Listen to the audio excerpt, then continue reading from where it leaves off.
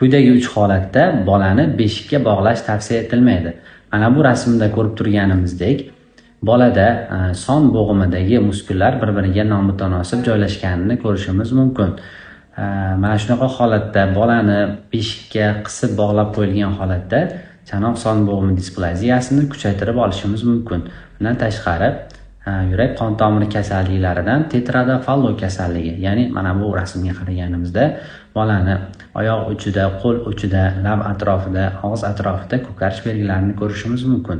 Bu holatda ham bolani beshikka bog'lash tavsiya etilmaydi. Uchinchisi, agar bolani o'ziga tushirganimizda boshida gematoma yoki kista belgilarini yuqori darajada ko'ringanini va bolada fantasmon qusish holatlarini ko'rganimizda bolani beshikka yotqizish, beshikka bog'lash tavsiya etilmaydi. Chunki mana shu holatda bolani ko'p silkitganimizda boladagi fantasmon qusish holatlarini kuchaytirib olishimiz mumkin. Shu va shunga o'xshash ma'lumotlarni o'tkazib yubormaslik uchun bizni Instagram kanalimizga obuna bo'ling.